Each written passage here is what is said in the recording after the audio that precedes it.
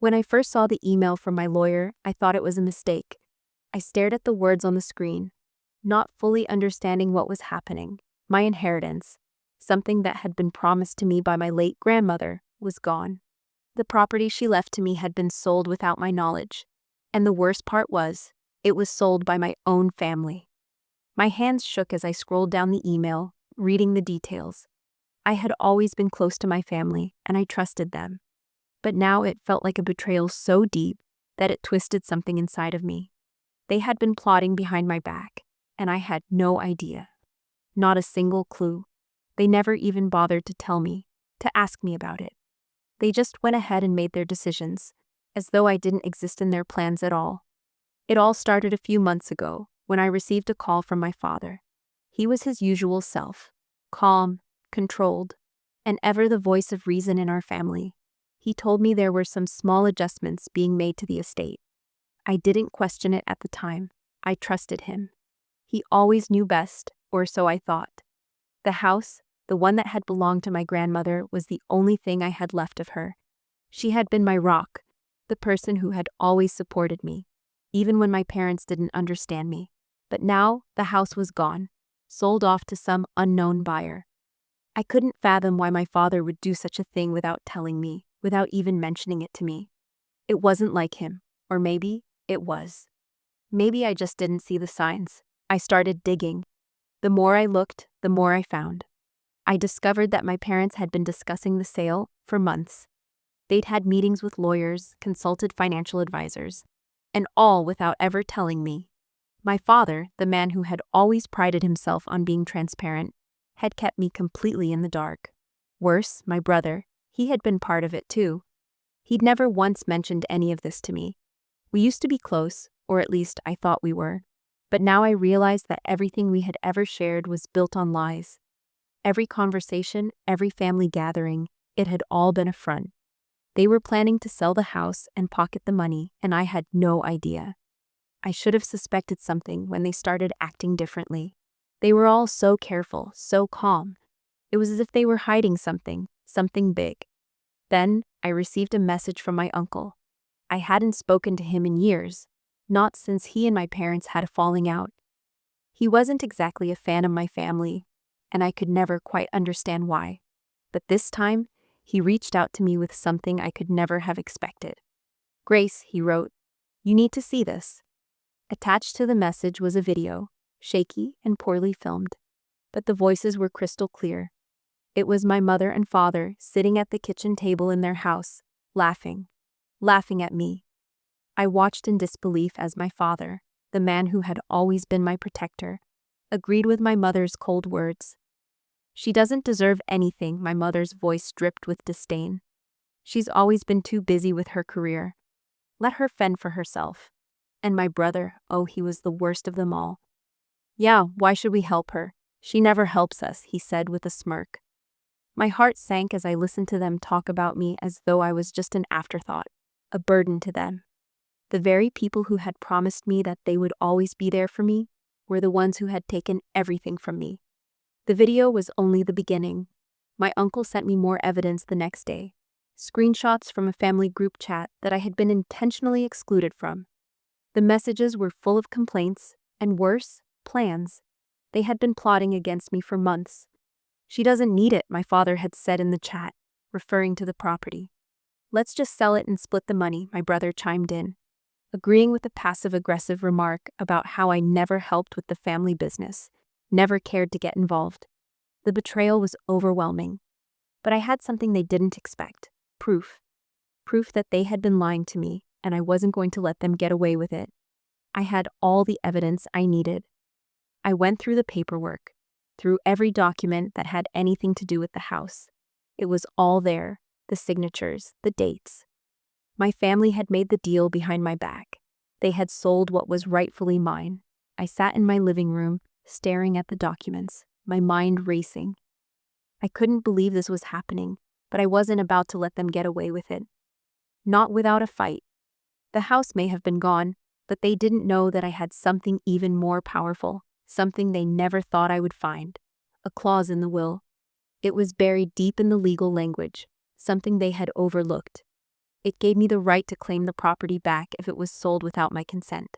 I had the legal power to take back what was rightfully mine. The realization hit me like a wave, and for the first time in weeks, I felt like I had control again. The plan began to form in my mind. I would confront them. I would show them that I wasn't some naive girl they could walk all over. I would take back what they had stolen from me, and I would make sure they paid for their betrayal. But I knew I had to be careful. I had to keep my cool, pretend I was still in the dark, just like they thought I was. I texted my mother back. "I'll be at dinner," I wrote. "Let's talk." The timing was everything. I knew they were going to ask for more money, as they always did. But this time, I would be ready for them. The dinner would be a game of strategy, a game where they would be the ones who didn't know the rules.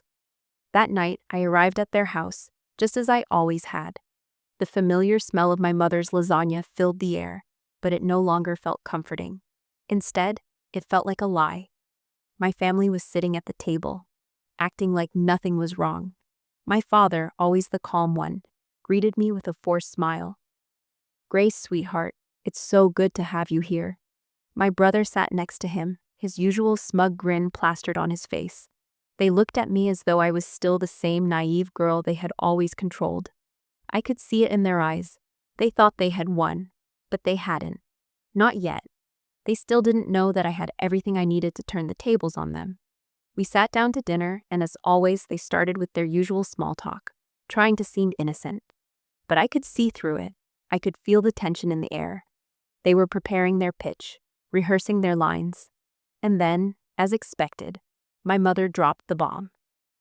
"Grace," she said sweetly, "we've been thinking. The mortgage has become quite a burden.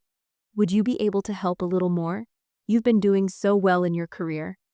The way she said it, as though it was a casual request, made me sick to my stomach. They were asking for more, trying to manipulate me into giving them money I had already given too much of. But this time, I wouldn't give them a penny. Instead, I would take back what was mine, and they wouldn't know what hit them. I could feel the heat rising in my chest as my mother's words hung in the air. I forced myself to smile, but it was all I could do to keep my voice steady.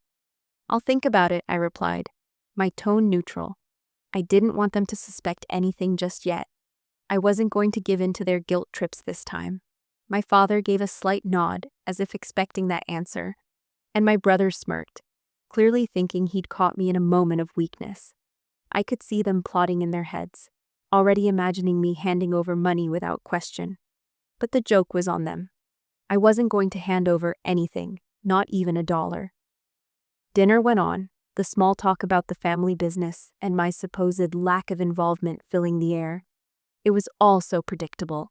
My brother's complaints about my career choice, my mother's subtle digs about my personal life, my father's occasional sighs of frustration when I didn't agree with him. It was like they were all following a script they had rehearsed countless times. But this time, I wasn't playing along. I was looking for my opening, waiting for the moment when I could strike. And I knew the moment was coming. After dinner, I excused myself to use the bathroom. I didn't need to use the bathroom, of course. I needed to check my father's study. His door was ajar, and I could hear their voices, low and hushed. My curiosity got the better of me, and I stepped closer, just enough to catch their conversation. What I heard made my blood run cold. "She's not going to help," my brother said, his voice thick with bitterness. "Did you see how she just sat there, acting like she's too good for us with her high-paying job? We all know she's rolling in money." I could feel my stomach churn as my mother's voice joined in, sweet but laced with venom. "She's always been selfish, always thinking she's better than the rest of us. But we'll make her help. She doesn't have a choice." I stayed as quiet as I could, my heart pounding in my chest. This was it. This was the moment when everything became clear. They didn't just want money from me. They saw me as their ATM, a resource to be drained until I had nothing left. They were planning to manipulate me again, just like they had always done. But they didn't know who they were dealing with this time. I left the bathroom, my mind racing. I could feel the anger bubbling up inside me, but I held it in check. I didn't let them see the storm brewing beneath the surface. "I'll think about it," I repeated as I returned to the table, trying to mask the fire I felt inside. But I need to look into a few things first. My mother smiled sweetly, but I saw the flicker of frustration in her eyes. She knew I wasn't giving in this time, but she wouldn't give up. None of them would. They were used to getting their way. I didn't stay long after that. I made my excuses, telling them I had an early morning ahead. My mother hugged me tightly, almost too tightly, like she was trying to keep me close, to keep me under control. "You'll help, right, Grace?" she asked, her voice trembling with false sweetness. "Family always helps family."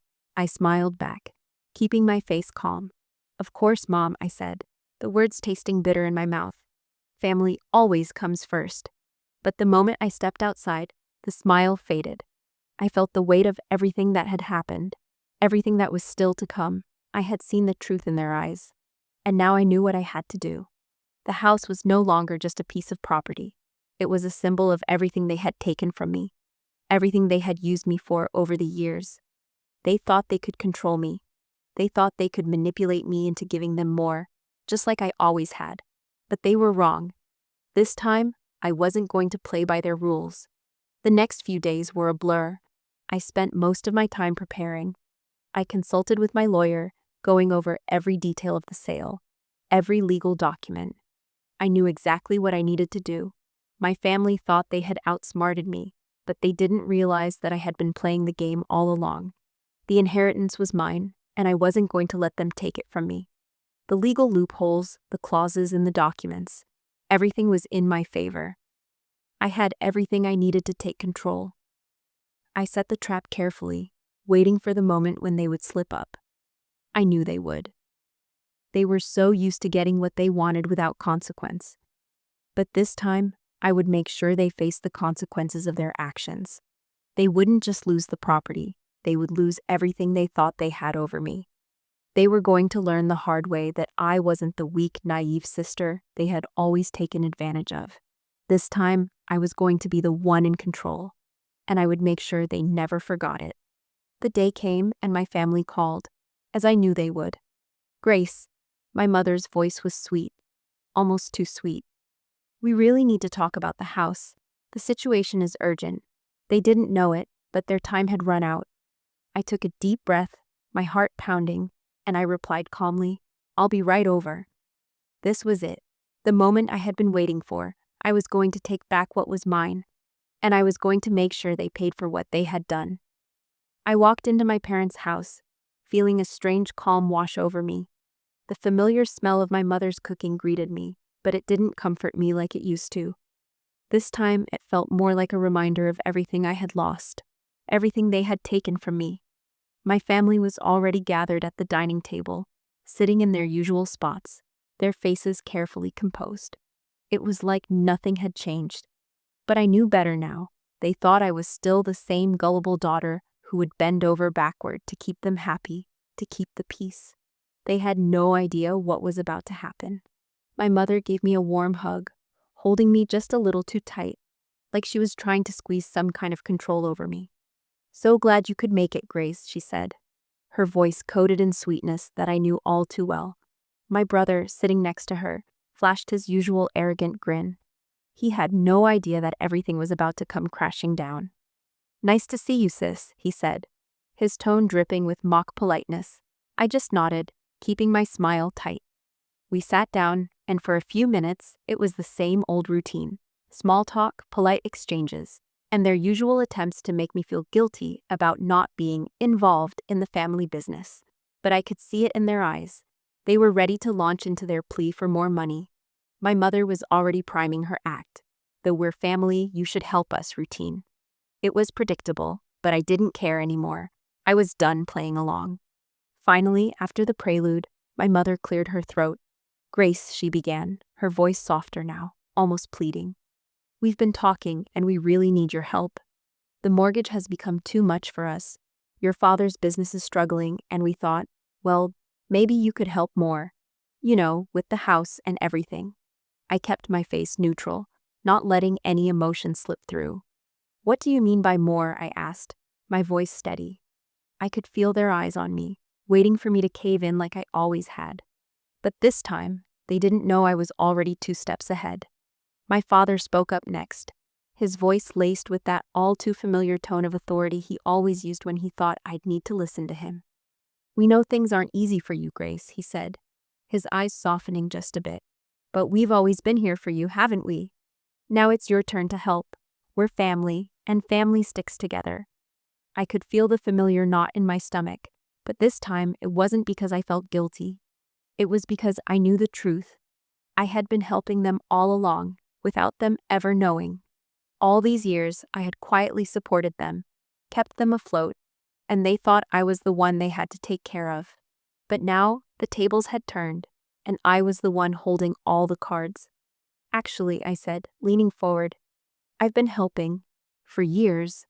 Their faces shifted slightly, just enough for me to catch the change in their expressions. My mother's smile faltered for a moment, and my brother's cocky expression dropped, replaced with something like confusion. "What do you mean, Grace?" my mother asked, her voice suddenly defensive. I didn't answer right away. I wanted them to stew in the silence, to feel the weight of the words they had just heard. Instead, I reached into my bag and pulled out a few documents. The same documents I had spent hours going over. The ones that gave me the right to claim the property back. I laid them out on the table in front of me, one by one. The papers, full of legal language, seemed to intimidate them as they glanced down at them. "This," I said, tapping the top document, "is the proof that you never thought I had. You sold the house behind my back, without my consent, without telling me." I looked each of them in the eye as I spoke, letting the words sink in. "But you didn't read the fine print, did you? You didn't think about the clauses that protected me. The inheritance was mine, and because of the way you handled the sale, I have the right to take it back." For a few moments, none of them spoke. The tension in the room was thick, almost suffocating. My father's face went pale, his usual confidence shaken. My brother's mouth hung open, as though he couldn't believe what I was saying. My mother, the queen of manipulation, was silent, her hands now clasped tightly in front of her. I leaned back in my chair, watching them, letting the silence hang in the air. They didn't know what to say. They thought they had outsmarted me, but they had underestimated me. They had thought I was just a passive bystander, someone who could be controlled, but they were wrong. Finally, my mother broke the silence, her voice shaky but trying to hold on to some semblance of authority. "Grace, this isn't how family works. We've always supported you. You can't just take everything away from us like this." I smiled. But it wasn't a kind smile. "No, Mom. You took everything from me. You sold my inheritance, the one thing that was meant to be mine, and now you want more. You thought I wouldn't notice, thought I wouldn't find out, but I did. And now you're going to face the consequences." My father's face twisted with anger, but I wasn't afraid. "You can't do this, Grace," he spat. "This is our home, our family's legacy." I stood up, my voice calm but firm. "Not anymore. It's mine now. You'll be receiving a notice soon, telling you that the house is no longer yours. I'm exercising the purchase option, just like the agreement said I could. And if you don't pay rent, I'll have to evict you. The choice is yours." My brother stood up, his face red with fury. "You can't just..." But he was cut off by my mother, who, in a rare moment of clarity, seemed to realize that there was no way out. "Grace," she whispered, her voice almost pleading, "please, we're sorry. We didn't mean for it to go this far." But I had no sympathy left for them. "You had your chance," I said coldly. "Now, you'll live with the consequences." I walked out of the room without another word, my heart pounding, but this time, it was a feeling of power, not fear. For the first time in years, I had the upper hand. They had thought they could control me, but now I was the one calling the shots. And I wasn't going to stop until they understood exactly what it meant to betray me. The next few days felt like an eternity. The calm that had settled over me after my confrontation with my family was deceptive, almost eerie. I had made my decision, and there was no turning back. I knew the fallout would come soon, but I wasn't worried. I had everything in place, legally, financially, and emotionally. I had already spoken to my lawyer, Kate, who was helping me prepare for the inevitable conflict. The papers were all set. The moment my family defaulted on their mortgage payment, I would be legally able to take back the house and begin the eviction process. I wasn't naive enough to think they would just accept their fate. In fact, I knew they wouldn't. They would fight me. They'd try every trick they had to manipulate me into backing down. But they underestimated me. They thought they knew me, thought I was the soft, gullible daughter who would cave under pressure. But now, I was a different person. I had learned what my family was really capable of. I had seen their true faces, and I wasn't afraid to expose them. The phone calls started coming in. At first, they were just normal check-ins, the kind of small talk they had always used to keep me close. But it didn't take long for the real intentions to come out. My mother's voice was the first to crack. "Grace, honey," she began, her tone fake sweet. "We really need to talk about the house. It's becoming too much for us. We're falling behind, and I'm sure you understand how difficult things are right now." I almost laughed. The audacity of it all. They thought they could still pull me back into their web with guilt and manipulation. But this time, I had nothing but cold, hard facts. I wasn't playing along anymore. "You should have thought about that before you decided to sell my inheritance behind my back," I replied. My voice steady but full of conviction. She was quiet for a moment, and then the familiar whine crept into her voice. "Grace, we did what we had to do. You have to understand we're family. We've always been there for you." The words stung, but not in the way they used to. Now they felt like hollow threats. I knew what she was trying to do, remind me of all the times they had helped me, trying to make me feel indebted to them. But it didn't work anymore. "I've helped you plenty," I shot back.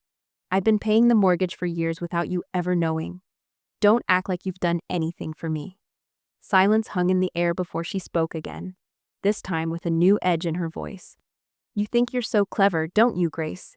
You think you're the only one who knows how to play this game." I took a deep breath, my grip tightening on the phone. "I don't need to play games, Mom. I have the law on my side. I'm done with this." The conversation ended there, and I didn't hear from her again that night. But I knew it wasn't over. They would fight back. They would try to turn the rest of the family against me, use guilt and threats to get me to back down. But this time, I wouldn't fall for it. I had seen them for what they were, manipulative, selfish, and only interested in what they could get from me. They hadn't changed, and neither would I. 2 days later, I received the first official sign that my plan was working. My mother called me again, but this time, her voice was frantic. "Grace," she said, almost in tears. "Something's wrong. The mortgage payment didn't go through. The bank says we've defaulted.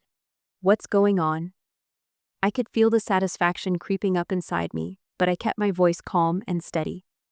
"The payment was due, and you missed it," I said simply. "Now, the next step is for my company to exercise its purchase option. The house is officially mine." There was a long pause, and then I heard her voice crack. "You can't do this, Grace. Please, we're your family. We need you. The house, it's all we have left." I couldn't help but shake my head, even though I knew she couldn't see me. "You had everything and more, and you sold it. You never cared about me. You just wanted what you could get. Well, now you'll see what happens when you betray me." Her voice was desperate now. "Grace, don't do this. Please, we'll make it right. We'll fix everything. Just help us." I stood up from the table, my hands trembling with a mix of anger and victory. "No, Mom, it's over. You're going to face the consequences of your actions, and I'm not going to be there to clean up your mess anymore." I hung up before she could say anything else. My heart was racing, but I felt a sense of relief, as though I had finally taken control of my life, of the situation. This was my moment. This was the moment I had been waiting for. I had given them years of help, of trust, and they had thrown it all away. Now it was time for them to face the reality of their actions. The next few days were filled with messages and calls, relatives and family friends trying to talk me down, telling me that I was being cruel, that family should forgive family. But none of it mattered. I had no sympathy left for them. They had made their bed, and now they would have to lie in it. By the time the eviction notice was ready, I felt a strange peace. I had done what was necessary. The property was officially mine, and the eviction papers were in place. It wasn't about revenge anymore. It was about justice. My family had betrayed me, and now they would have to deal with the consequences. The day came when I officially sent the notice. I could almost hear my mother's frantic voice on the other end of the line, begging me to reconsider, to let them stay, but I didn't answer. Instead, I watched the clock, knowing that in just a few short hours, my family would realize what they had lost, and I would be free. Free from their lies, free from their manipulation, free to move on with my life, without the weight of their expectations hanging over me. The house was mine now, and nothing would ever be the same again. I had taken back what was mine, and in the process, I had freed myself from a lifetime of deception and betrayal. The fallout came faster than I expected. My phone buzzed with text messages, emails, and calls from family members who were now scrambling to save face. It was like watching a slow-motion train wreck, but I didn't flinch. My inbox was flooded with messages from distant relatives and friends, all telling me I was wrong, that I was cruel for evicting my family from the house. Some of them said I was letting money destroy my relationships, that I should forgive and forget. But none of it fazed me. I had seen the truth about my family, their greed, their manipulation, and I wasn't about to go back to the person I used to be, the one who let them walk all over me. The phone calls were the hardest part. My father's voice cracked as he begged me to reconsider. "Grace, please, you can't do this. We're your family." He sounded like the man I used to look up to. But now I could hear the desperation in his words. I didn't answer. There was nothing left to say. He had made his choice when he sold my inheritance. He had shown me exactly who he was. Then came the messages from my brother. His words were laced with anger and disbelief, accusing me of destroying the family. "You think you're so much better than all of us, don't you, Grace?" he wrote. "You'll regret this. You'll see." His arrogance was as thick as ever, but it didn't hurt anymore. It didn't even sting. All I felt was emptiness for the family I once had, and relief that I was finally free from their toxic grip. I let the calls go unanswered, deleted the messages without a second thought. It was over. They had made their bed, and now they had to lie in it. I wasn't going to be the one to pick up the pieces for them. They had never once cared for me the way I had cared for them. They had never appreciated my sacrifices, my efforts, my loyalty. Now, it was their turn to deal with the consequences of their actions. Weeks passed, and life began to settle into a new normal. The house was officially mine, and my family had moved out, forced to downsize and adapt to their new reality. There were no more manipulative calls, no more guilt trips. They had tried everything they could to get me to change my mind, to make me feel like the villain. But in the end, they were the ones who had ruined everything. My uncle had been right all along. "They don't deserve your kindness, Grace," he had told me when he showed me the video. I should have listened to him sooner. I sold the house eventually, though it wasn't easy to let go of the memories. The place had once been full of life, of laughter, of moments that now seemed so distant, so far removed from the person I had become. But the sale was necessary. The proceeds went into a foundation I started for victims of financial abuse, people who had been taken advantage of by those they trusted the most.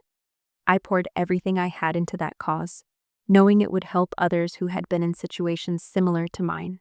It felt good to finally turn the pain into something positive, to make sure that my suffering wasn't in vain. I still get the occasional message from a family member, trying to guilt me into speaking to them again. But I don't respond. I've made my peace with it all. I no longer need them in my life. The family I thought I had, the one that promised to support me, to love me unconditionally, had proven to be nothing but a facade. They showed me exactly what they thought of me, and I gave them exactly what they deserved. For the first time in years, I felt free. Free from their lies, free from their manipulation, free from the weight of their expectations.